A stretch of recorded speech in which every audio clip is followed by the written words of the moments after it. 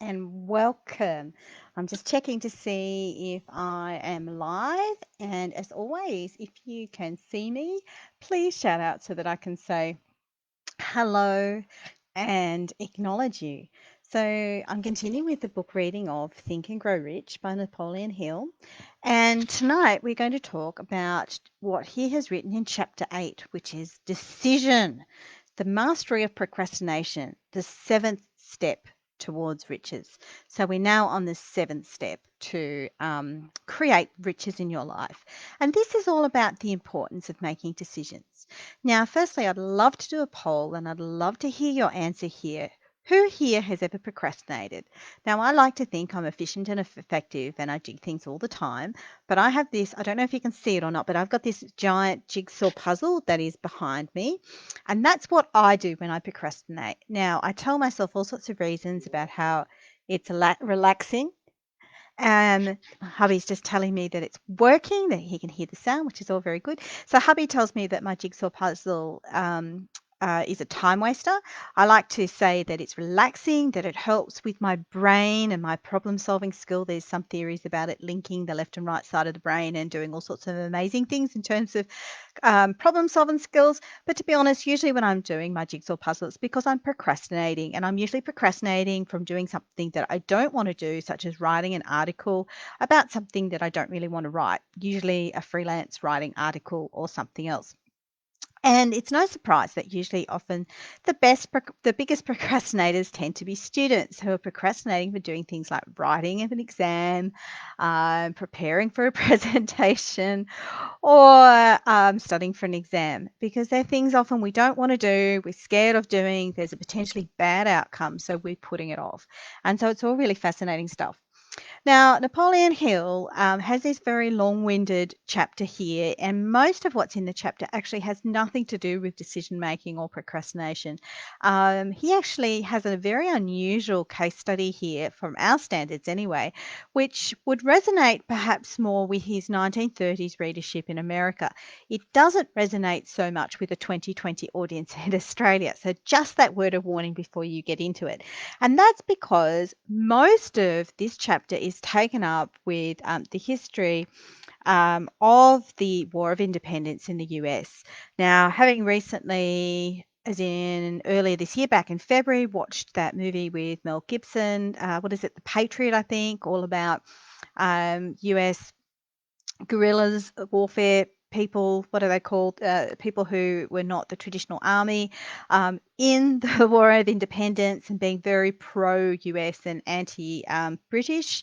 I perhaps have a little bit more background in the back of my head with this, but it is fairly detailed. So, those who've gone through a US school system, who know the history of the War of Independence with great detail, this is a story that will really resonate.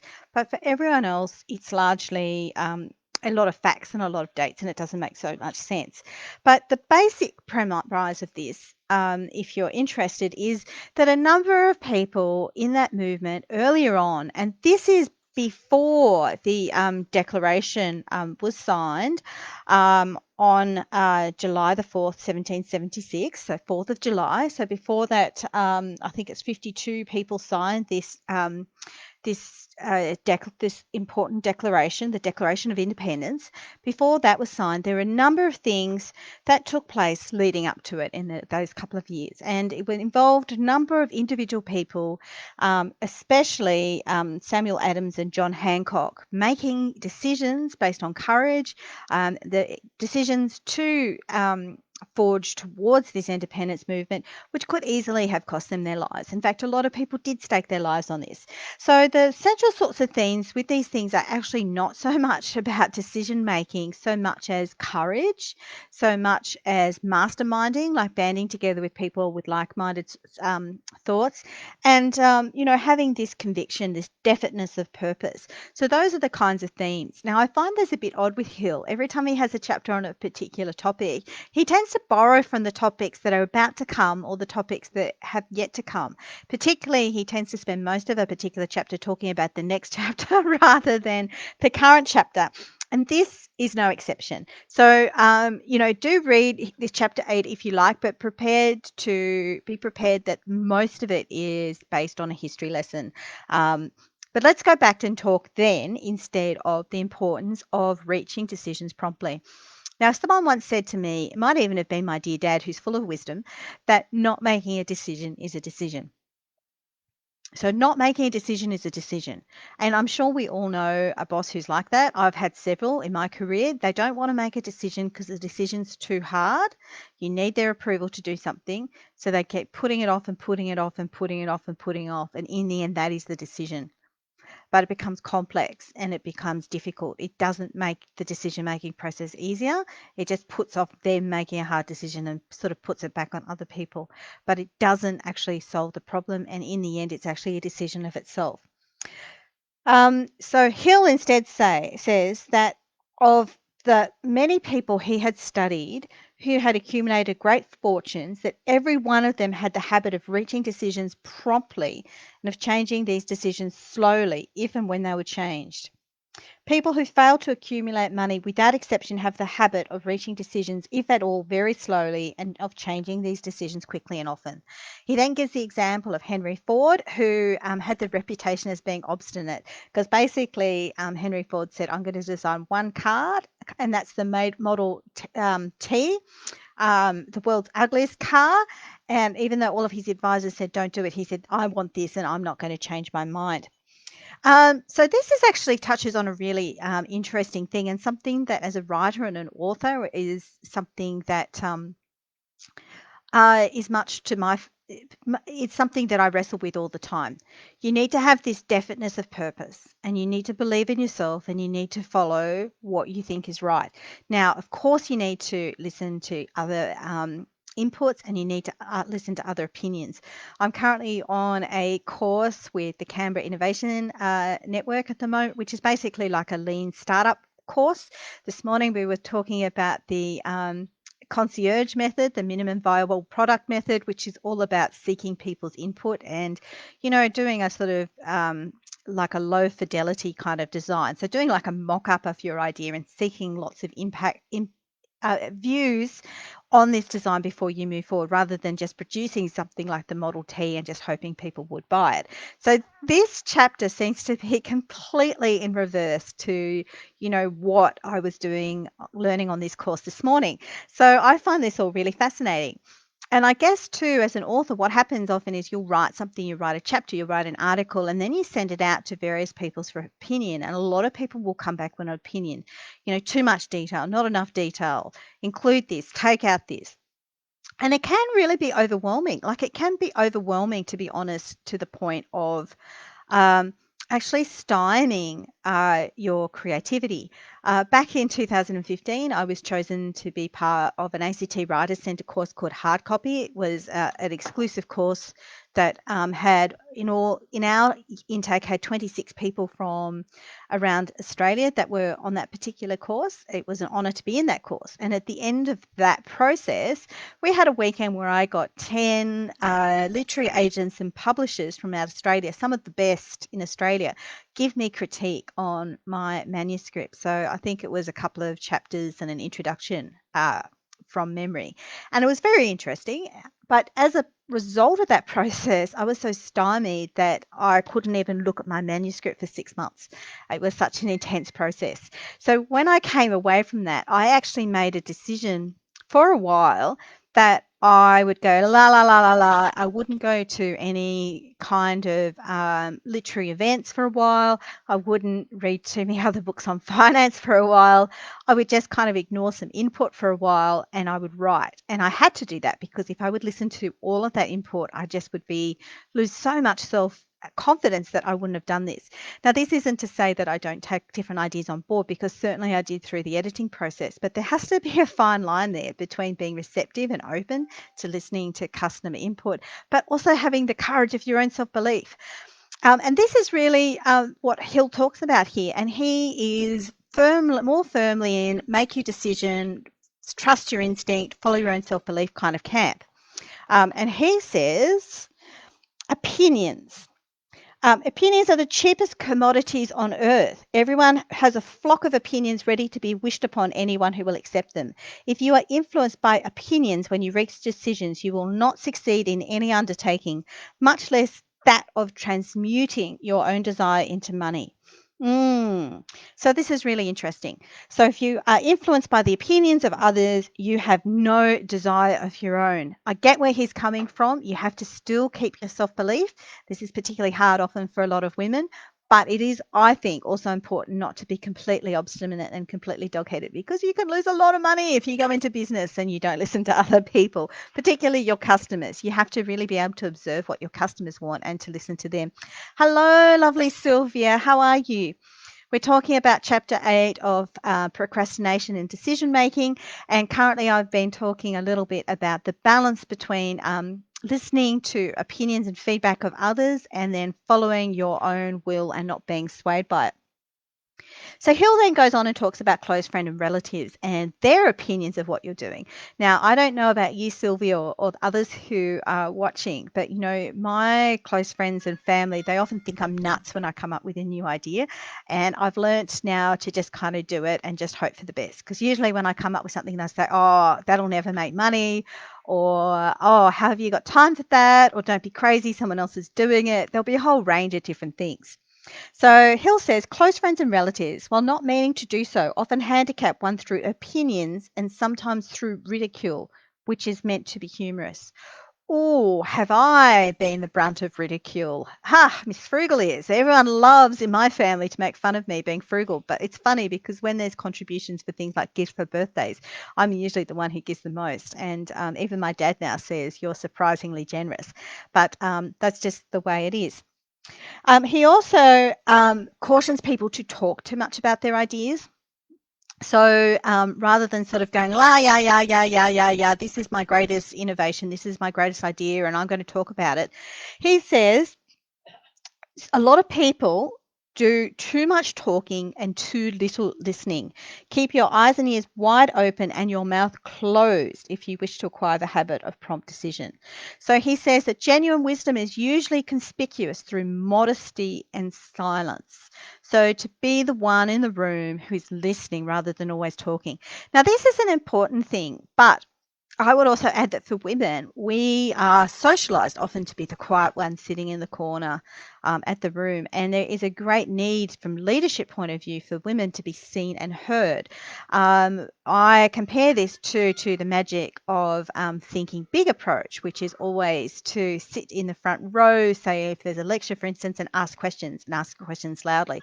And particularly if there's a meeting, to make sure always that you ask at least one question in a meeting. And I do try and do this as a woman, not always. Some days I'm like, I'm just going to have a bit of, a relax, and I'm not going to stretch myself too far, to be honest, if I'm having a bit of an off day. Shouldn't say that too loudly. But usually I make a point of asking at least one question or saying at least one thing, particularly if I'm something like a board meeting, because I'm on one particular board. I think it's really important for me as a woman to be there and to be visible. But be careful what you say, because it's really important because your words transmute who you are. And so he does actually warn about that, if you open your mouth and you say something stupid, then people are going to judge you for that. Yvette says, I like that advice, but yes, Lean In book encourages women to always have a go. Yeah, Yvette, exactly.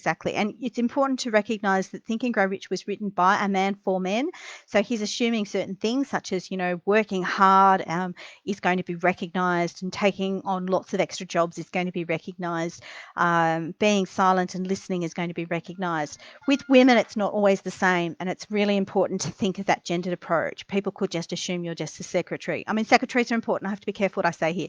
But, if you want to be a credible player at the table, it's important that you say something. And it's important also that you say things that are actually because women have this tendency sometimes, or I have this tendency to think out loud, oh, I wonder if this, do we do this? No, you've really got to think and say something short, to the point, and something that's intelligent, which is really quite important. So that is it. And then like I said, he goes on to this long story that goes back and forth about the Declaration of Independence. But he does have in this a few decent quotes too at the end. Those who reach decisions promptly and definitely know what they want and generally get it. The leaders in every walk of life decide quickly and firmly. That is the major reason why they are leaders. The world has the habit of making room for the man whose words and actions show that he knows where he's going. I think that is true. Leadership is about definiteness of action and about being prepared to make that decision rather than just making a decision by not making a decision. That said, it is important if clearly a decision has been wrong for various reasons, such as changing circumstance, that there has to be room to revisit that decision and to amend it. So that is an important thing that also needs to be taken into account.